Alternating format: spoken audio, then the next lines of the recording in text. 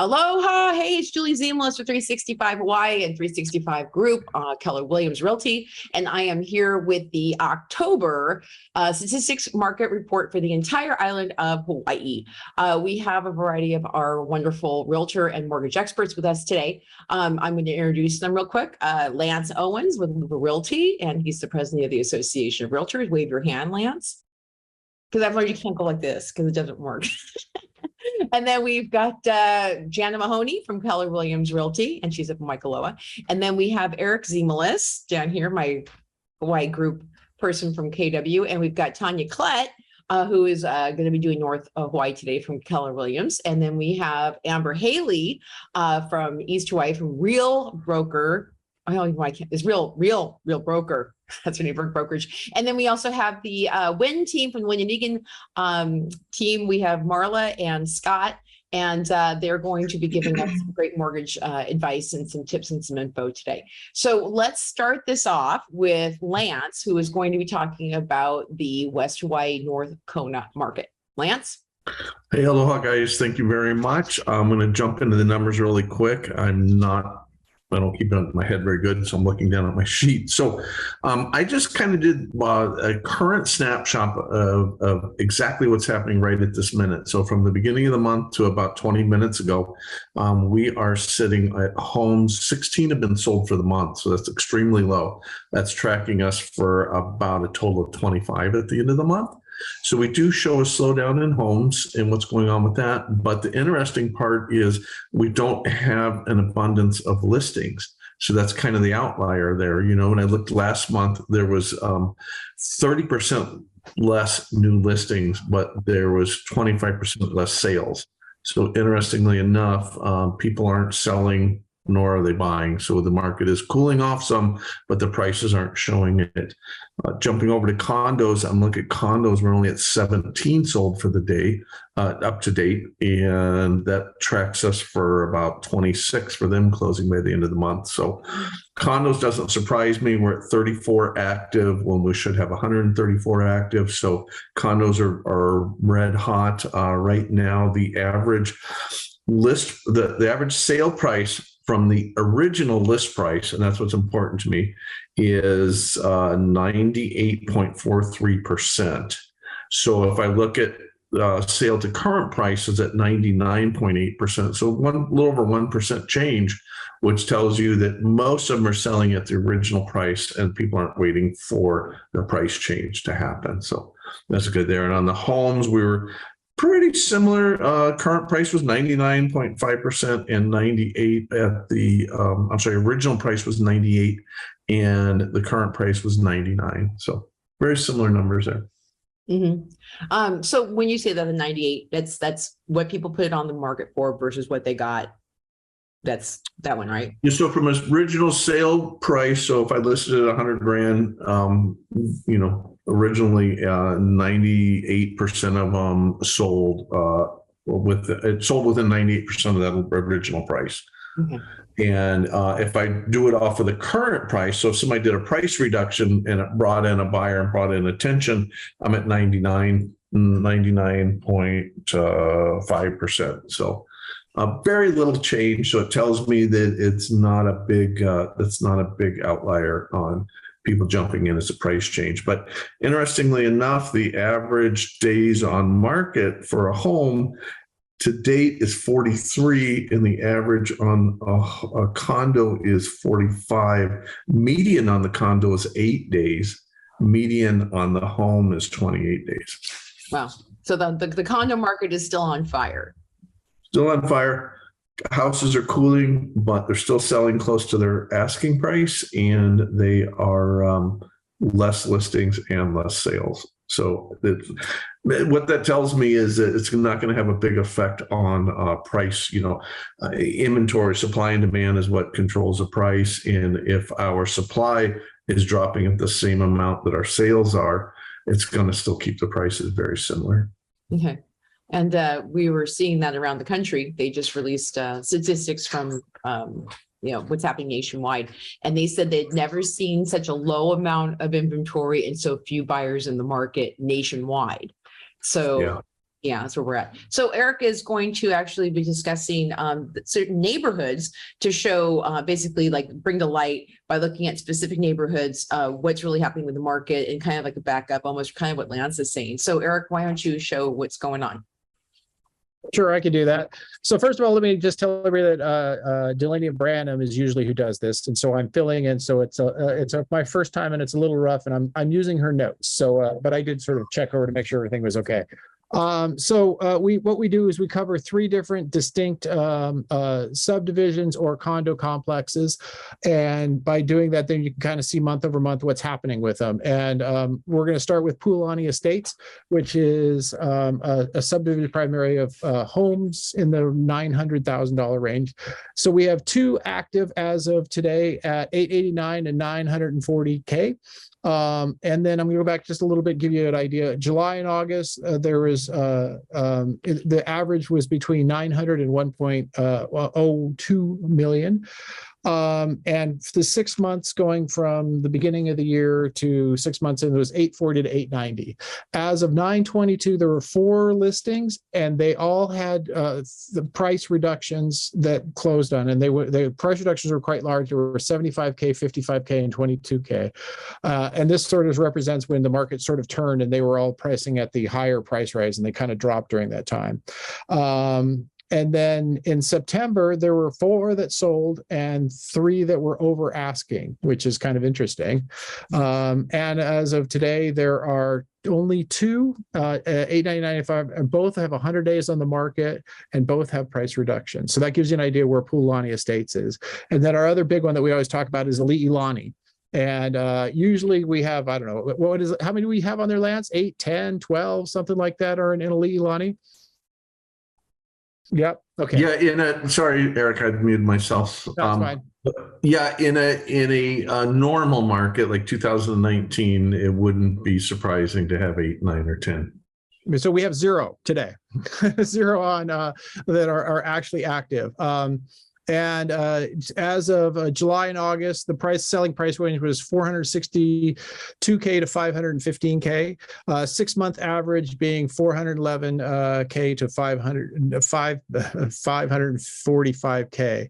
So in September, there were 8 units that sold, and all but 1 sold at, or it says of those 8, all but 1 sold at asking price.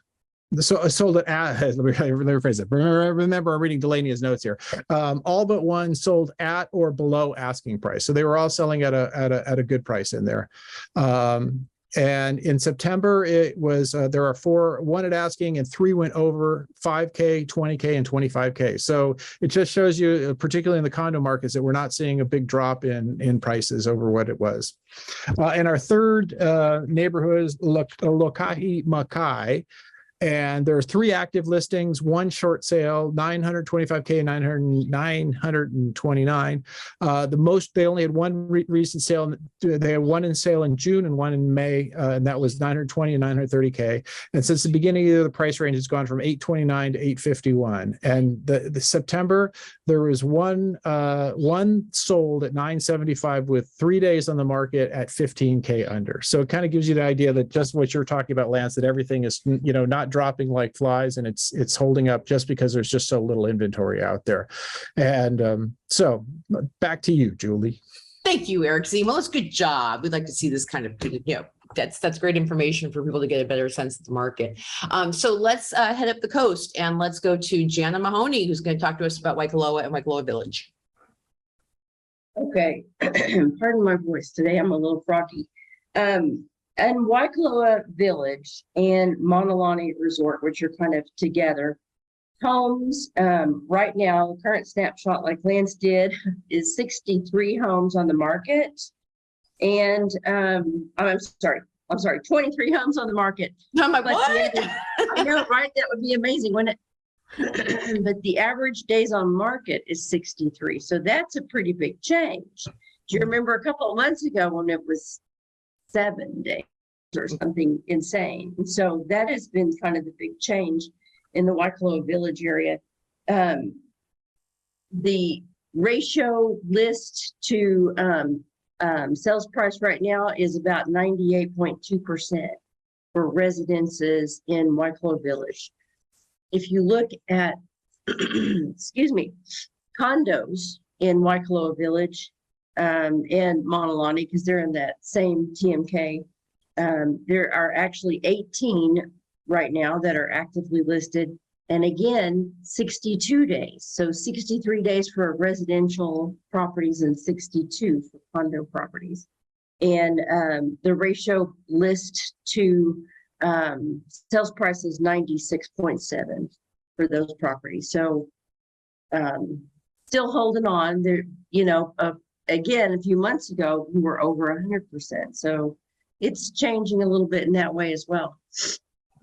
Excuse me. In the Waikoloa Resort area, it's primarily condos, and there are actually 14 condos for sale right now. Lowest is 830, and the highest is 3,899,000.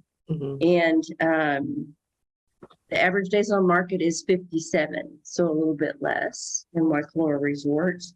And 57 days on market, 98.5 is the ratio between lists. And houses in that TMK is primarily Puako, and there are 5 active listings right now, and the average is on the market 72 days. Wow. So those are kind of hanging around a little bit longer. And only one sold in the last month, and it was at 100%, so it sold right at list. But I also wanted to mention that there's a few things going on in Waikoloa Village, and we can, you know, get more into this, but Waikoloa Loft apartments are getting pretty close to being done. You've got the new shopping center in Waikoloa Village, and this is considered workforce housing. And if you look on their website, what they say right now is leasing information coming soon. I have heard that they're kind of trying to save those back for workforce, both for the resorts and for the new shopping center. There is the Waikoloa Land Company is going to add 142 there. So this is what I've heard. They're taking out half of the golf course down in the Waikoloa Resort, and they're going to put in 142 workforce apartments and 900 timeshares. So it's primarily a timeshare project. So those are going to be rentals. Rentals. Those are going to be rentals, not for sale housing. Right. They are going to have build 25 luxury homes, but that's not very many. And then Aina Malu's on track to build out another 272. And of course, everybody knows Aina Lea has been going on forever, and I don't think anything's going to happen there until we're all dead of old age. And let's see what else. Hilo Hanakai basically is this new project that's going to go in, and they're going to add a ton. They're saying as much as 2,400 houses, but the first 100 are supposed to be done within the next year. So that's nice. We'll see. Yeah. So I just want to give you a heads up that things are happening in Waikoloa. Thank you. Thank you for the extra little added benefit of giving us some insight into that. Okay, so let's pop up further up the North Coast to Tanya, who is going to be giving us information about what's happening in North Hawaii. Thank you. Hi, everyone. I'm Tanya with Keller Williams. So I'll start with North Kahala. We've only had 2 closed in the past month, and those ranged from 760 to 1.895 million. Average days on the market was 34. So also that's changed. 26 active listings ranging from 459 to about 5.7 million. And the longest days on market there is 358. Wow. Then moving to Waimea, where I'm including Waikiki Ranch in this as well. We've had 6 closed. Those range from 650 to 3.475 million. And the average days on market there is 90. 14 active listings ranging from 639 to 2.335 million. Longest days on market there is 159. And interesting to note is 2 were over asking, 1 at asking, and the other 3 were under. And a worthy mention, we don't have many condos up in Waimea, but there is one listed at the moment. It's a really cute little one in Waimea Town Plaza. And that's a mixed use residential commercial. And that's listed at 415 for a 1-1. And then moving on to Hamakua, we had 9 closed in the past month. Those range from 315 to 1.499 million. Average days on market there is 55, and 14 active listings, and those range from 425,000 to 2.9 million. Average days on market there 146. Thank you. Thanks, Tanya. And then just any crazy outliers that you see? How is land sales like falling off? Or is it picking up, or is it flat? Or I'd say land is pretty flat. I didn't include those. I just included the residential. There's not a Yeah. huge amount happening there. I'm seeing really long days on market. Yeah. Okay. Okay. Good. Thank you very much. Okay. So let's pop over to East Hawaii and let's hear what Amber Haley has to say. All right. So in East Hawaii, some of this data that I'm saying is from September, so that we can kind of compare month to month, and some of it is right up through today for October. So I'll let you know. But right now, our days on market in the Puna district, which is just south of Hilo, is 59 days on market. So that's quite a bit more than we've been seeing. So that's up from 52 days on market last month, and then a year ago, 31 days on market when things were selling quite a bit faster. South Hilo, we're seeing things move a little quicker. 29 days is our average on market right now compared to 34. So, kind of close to the month before. And then last year, things would only sit on the market for about 22 days this time. So just 3 quick weeks on the market. List to sales price right now in Puna is 93%. So things are selling a little bit less than list price. In the South Hilo district, it's at 97%. So pretty close to list price right now. Home sales are continuing to decrease. So, 78 homes were sold in September compared to 87 in August and 113 in Puna a year ago. So we're continuing to see less and less sales. That's a trend island-wide. And in South Hilo, it is down to 30 in September compared to 34 in August. And that's actually about the same as we were a year ago. It was 31. We have not seen a drop in median price.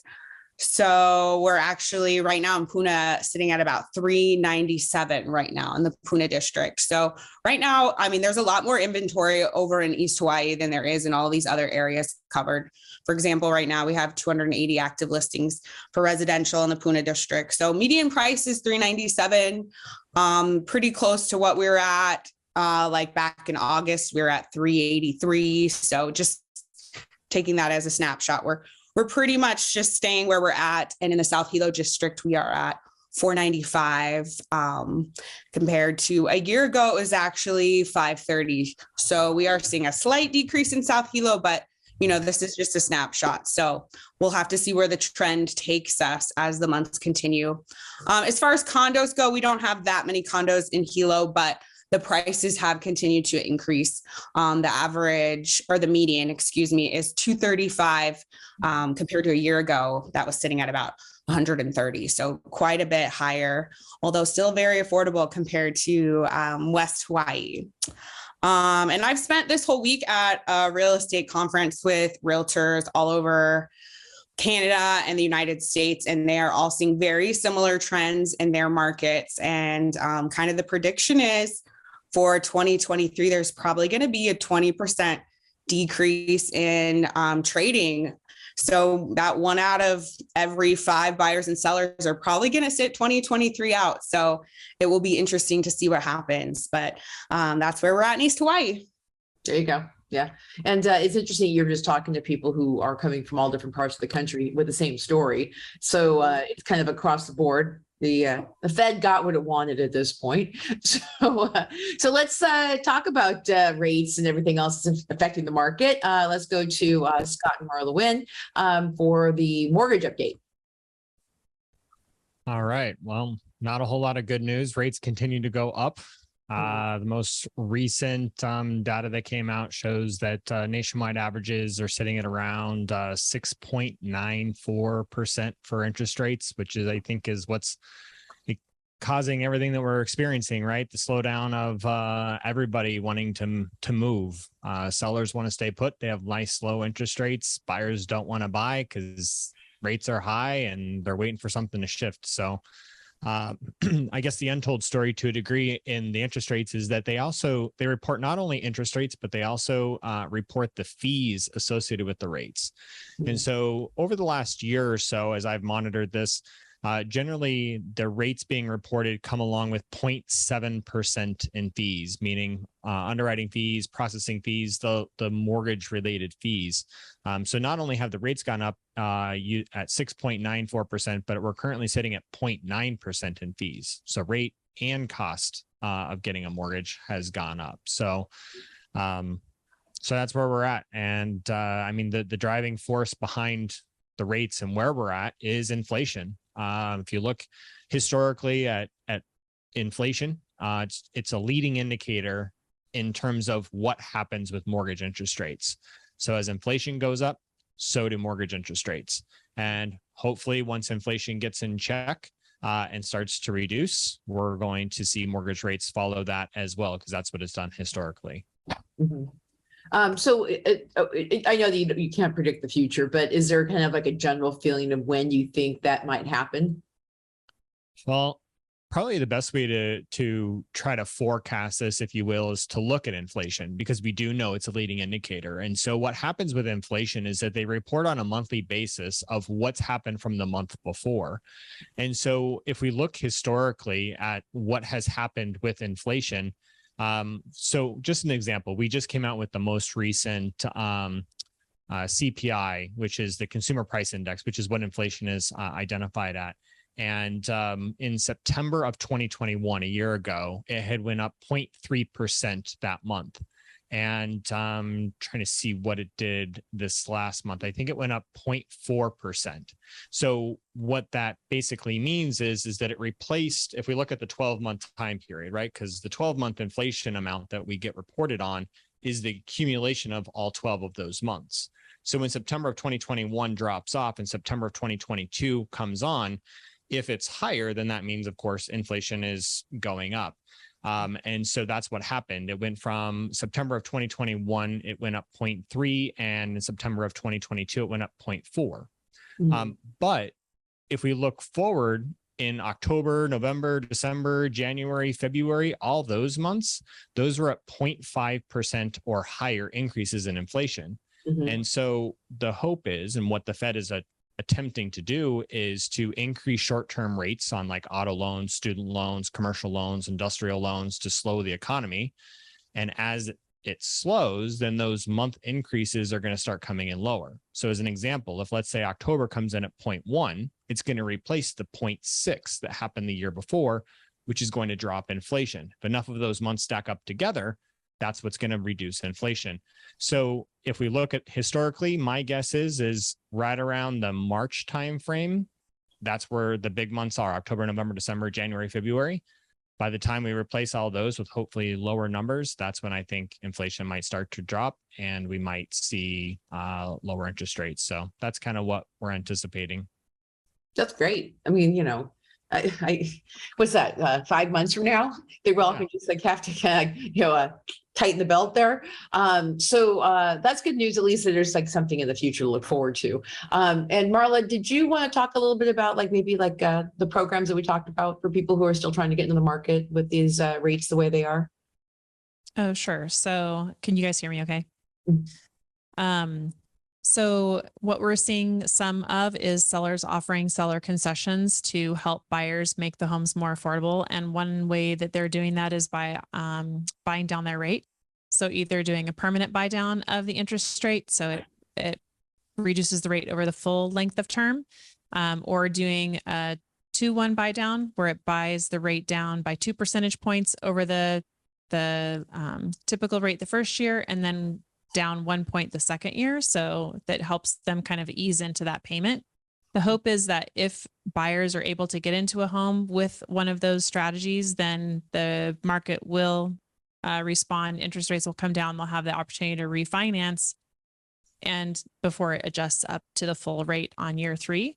Also, Scott's going to be teaching a class next week about some of the other creative financing tools that we have, like lender paid mortgage insurance. If somebody needs mortgage insurance, obviously in the Hawaii market, sometimes the luxury market, they're putting more than 20% down. So that might not really be that helpful. But yeah, I think buying down the rate is probably a good strategy. And if sellers are willing to cover that, then that's awesome. Which with them sitting as long as they are and, you know, not moving as quickly, maybe they do. Right. And then so we were talking about this, that instead of asking a seller to bring the price down to, let's say, you know, $50,000 under asking, that you can do this buyer experience with the buy down. And then that way the seller doesn't lose as much money. And so it becomes a win-win for the buyer and the seller because they're not losing that. They're actually giving just half away to get that much benefit. And so can you tell them about, okay, so on the education that you're going to be offering, it's a webinar, yeah? Yes. Yes. So we'll drop that information into the comments on this video for YouTube, and we'll put it in the Facebook group as well, so people can learn a little bit more about that. So, okay. And then just kind of give you a quick teaser on some like real numbers that Marla was talking about, in addition to kind of some of the market numbers that Lance was talking about. So if we're looking at how much a home sells for in comparison to what it was listed for, right? Mhm. It sounds like it's between 1% and 2% lower in price is what kind of hearing based on the statistics, right? So if let's say an $800,000 price point, 2%, that's $16,000 that the price is being reduced off of the list price where the buyer ultimately ends up buying it. That's the money that Marla's talking about that can be applied towards like the temporary buy down. Which I have the numbers run on like a $500,000 price point just to kind of show you what this does. So if you did a $500,000 price with 10% down and you did that 2-1 buy down, it would save you about $575 a month, every month for the first year. And then it saves you close to $300 every month for the second year.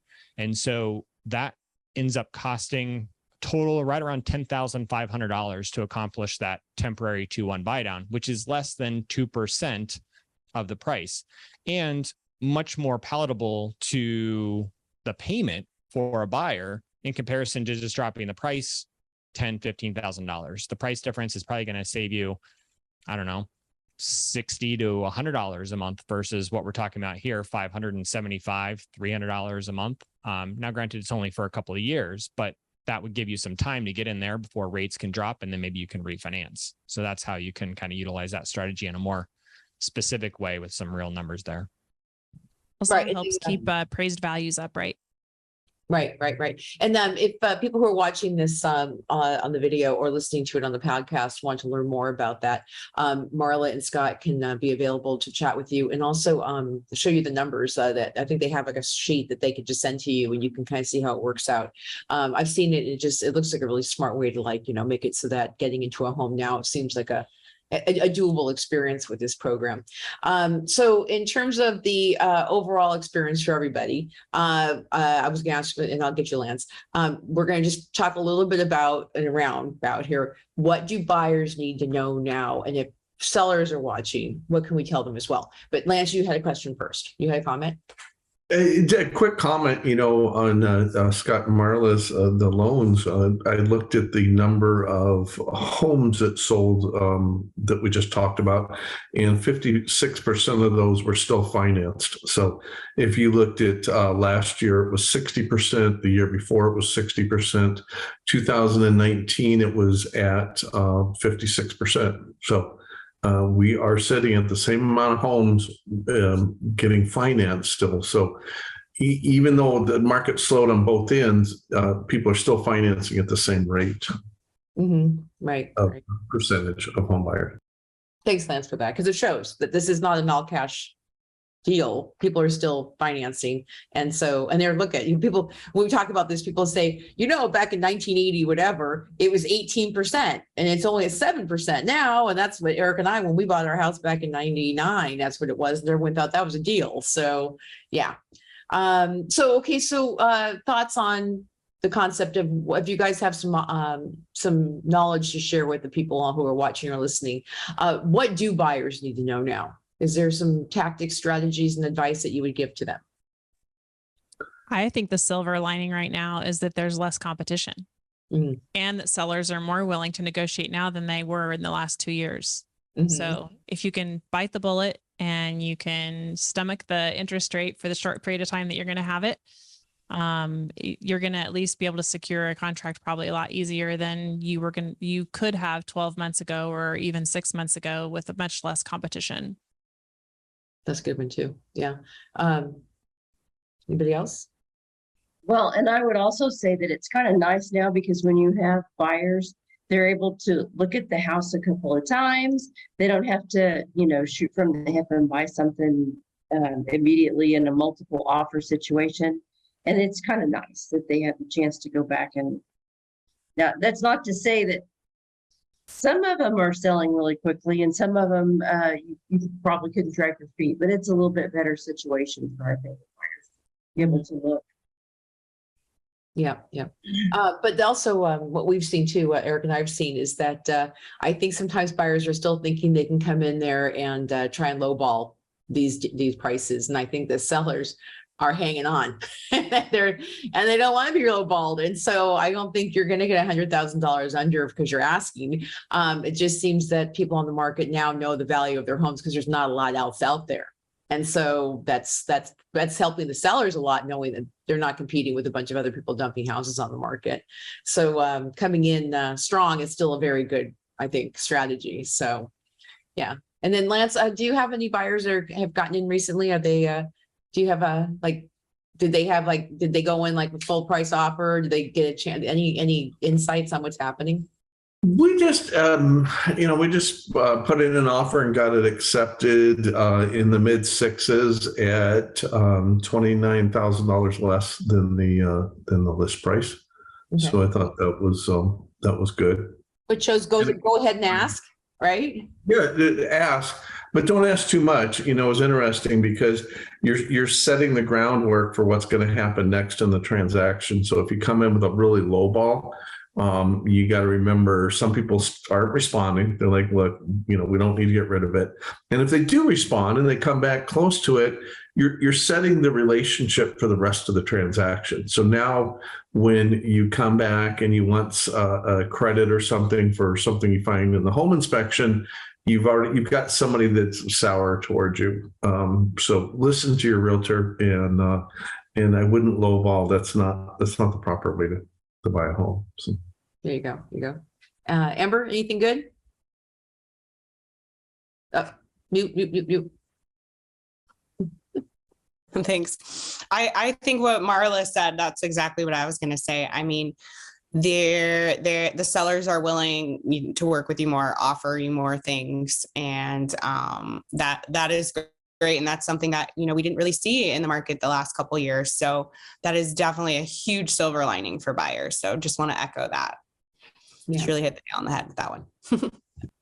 And Tanya, have you been working with buyers lately? Have you been giving them some good advice on what's happening with the market and how to go in and get the house? I always give good advice, Julie. Of course you do. That's why I like so the buyers that I've had. The buyers I've had recently actually came in at asking. It was homes that they really wanted or a condo they really wanted, and they were priced right. So we've come in at asking. I haven't done any lower offers recently, but I think it's time. You're going to start seeing a little bit more of that. So is that what you guys, is that kind of what you might be thinking too? You guys are going to see because at some point people need to get their houses off the market. If they're seriously trying to sell their house and the buyers are pulling back, price reductions coming. Go ahead. Go. All of my escrows this month, they closed just a little bit under list price, a little bit under asking, but not too much. So right on trend, not so low where the sellers are getting offended, but they're willing to work with that offer. So that's probably a trend that will continue. I think the news has been doing a good job. I don't know a good job, but they've been really trying to push that, that the prices are dropping dramatically. And a lot of people have been buying into that. And even though that might be happening on the mainland, as you can see, we're not seeing that here. So it's interesting having to make sure that they understand that, coming in really low isn't going to work. Mm-hmm. I had some buyers who tried to do a low ball last week and the sellers countered at list. So, It's like this. No. yeah, we still want what we want. Yeah. Yeah, Well, I think conversely, but sorry, Julie, go ahead. Well, I was gonna say we were trying to get one of our buyers into a condo, and they'd been on the market for a long time, and that seller was not going to lower that price. She knows that there wasn't a lot of extra condos on the market, and she wasn't completely desperate enough to say, you know what, she was going to budge on price. And it seems that these sellers, they know the market. And maybe their sellers, I mean, their realtors are also telling them, hey, there's not a lot out there. Don't kill yourself on lowering the price too much.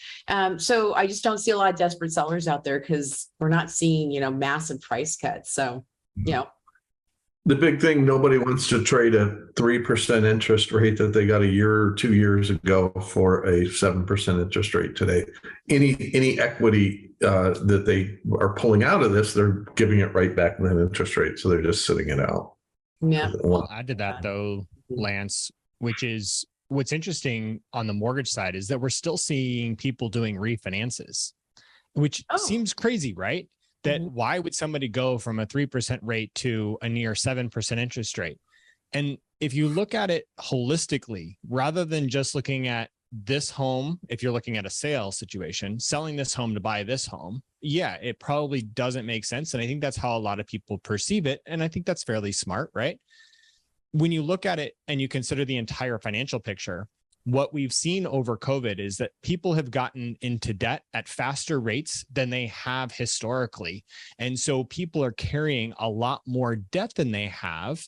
And so that this is an opportunity, I think, for many people, even if they're at lower interest rates right now as homeowners, if they were to consider using the equity, which has also grown probably even faster than what they've gotten into debt, and use that to pay off debt and improve their cash flow position, they can probably reduce their overall monthly expenses and upgrade their home, even though rates are higher right now, by using their equity in a different way than most people think about it, which is to take their equity from the sale of the home and dump it into the next home purchase. And those are some of the things we're working with our clients on through an equity transition planning situation to look at things differently than just taking the home and buying the next. So Question. Caveat that they don't get back into debt. Right. What are they paying off? I'm sorry, the interest rates on, say, their credit cards, what has that jumped? I haven't looked at that. Do you know what the like is it make sense? Like their I can answer that. 18 or 20%? Eric. I just I've been looking at applying for a credit card for a family member, and 23 to 29% is what we were looking at. So that's some serious percentage rates there. It's great if you pay it off every month, but if you get stuck with some money on there quickly, it's going to add up. Yeah. And then 7% is very reasonable. Yeah. That's a good one, Scott. That's restructuring. And I mean, car purchases were huge over the last few years. I mean, we saw the car shortages and the demand on that. And so people are carrying high monthly payments on cars. The rates may not be that high, but the monthly payments might be. And again, if you can look at it from a cash flow perspective and free up cash flow to then reallocate somewhere that can have a bigger and more substantial impact on your future, whether it's investing in college or retirement or whatever it might be. So there's some opportunities there too. And I think homeowners are feeling the squeeze too, just because of the higher cost of everything. Gas, groceries. Inflation in general. Yeah. Right. Wow. So if we have people who are watching, some people have already purchased homes here in Hawaii. You guys it sounds like everyone's kind of saying, you know what, for the people who own homes right now, you're not losing equity right now because the housing market has maintained its values, right? Right. And if you are thinking about selling, let's say something happens and you had to sell a house. Anybody have some thoughts on what you would do at this point? Hire a good realtor. Use one. I mean, there's still people that have had a kid or something, or the kids have turned empty nesters that need to make a change no matter what it is. So they're still out there. I think that's the people that we're seeing, even though the numbers down. I think a big part of that is the people that need to change their job. They have to go back to work. They've been called back into the office. So they're having to sell their home and move back there, or again, the empty nester or the larger family. Yeah. Yeah.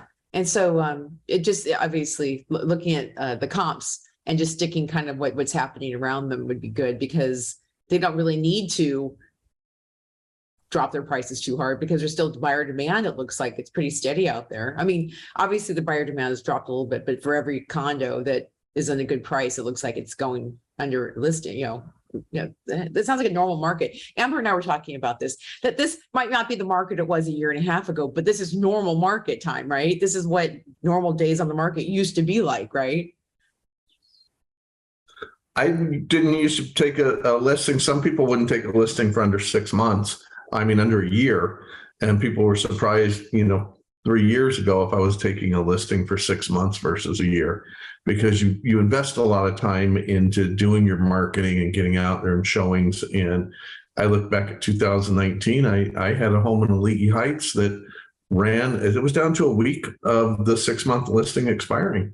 I was ready to just sign off on it. And because my client was frustrated, they didn't know why it wasn't selling, and it wasn't our fault, but clients get frustrated sometimes. And the last 7 days, we put it in escrow and closed it. So that was a little bit longer than normal in 2019, but it wasn't, the outlier. So yeah, this is nothing to be 43 days to 28 days. It's nothing. Yeah. So we are almost at 45 minutes. So does anybody in the people who are watching on our Zoom call right now have a question for any of our panelists? Say it now. Put it in there. And then also, if you're watching this later, which a lot of people are, we have 1,000 people watching this, put your questions or comments in the comment section on YouTube, and we will try to answer those questions and get to you. Also, if you are on the Facebook group and watching this later, go ahead and put your comments or questions there too, and we'll get to you as well. And I will have to say thank you for everyone who's been watching this. Our numbers are growing. I think more people want to know what's happening with the housing market, and we're very, very fortunate to have really smart realtors and mortgage professionals share this information with you. I will say, please, again, if you were watching this, everyone in this chat sells real estate, including Eric and myself, and our mortgage people are looking always for good opportunities to meet and connect with you. I told you the different areas that these people are specializing in, and if you're looking in those areas, please utilize their services. So with that, thank you everyone who's here joining us. Wait, could I do a plug? Oh, yeah, put plug. It's for you, so it's okay. Oh, I forgot. Yeah. So Julie and I are doing a sort of a meet and greet open house, and it's this Saturday. What were the hours, Julie? Is it noon to 3? 12 to 3. 12 to 3. And it's down in the lower Laco, Capuna. I mean, it's Capuna Street, 7360 Capuna Street in Kailua Kona. It has a great ocean view. It's got an ohana and it's got a pool. And so we're going to be there for a few hours, and we were just inviting anybody that might see this to come say hi to us. And we'll put that listing information into the chat box as well. And Lance? Just wanted to do a plug. I've been assigned to be the ambassador for Breast Cancer Awareness Month. So they are looking for donations. And if you can't donate, make sure you grab your wife, grab your mother, grab your daughter, at least get them checked and take the time to. It's important. So that's good. Thank you. I love it when men help us out. That's good, because it's also not just a woman's disease. So and also I'll give a little plug. If anyone actually is watching this while you are here in Kona or West Hawaii, Eric and I are going to be doing a fundraiser for the food bank. So we will be having a tent at the Halloween event that is going to be at Landing House Center, and it's going to be next Friday. And we're going to have a bunch of our Kona newbies helping give away lemonade to people who are donating to the food bank. And also, if you bring cash gifts or food, we have the food barrel out. Look for us, and it's going to be kicking off the holiday season of giving back in West Hawaii. So hope you'll join us there. So with that, we will see you guys next month, and we will keep up with new information and also preview listings. Our realtors, if they see something on market that's not yet on, we're going to put that into our group on Facebook. So if you want to be part of the private Facebook group, go to our 365. What's our new address, Eric, for our website? It's 365hawaiiliving.com. There it is. And join our Ohana, and you guys can be part of that group as well. So thanks again, you guys, and we will see you guys next month. Aloha. Good to see everybody.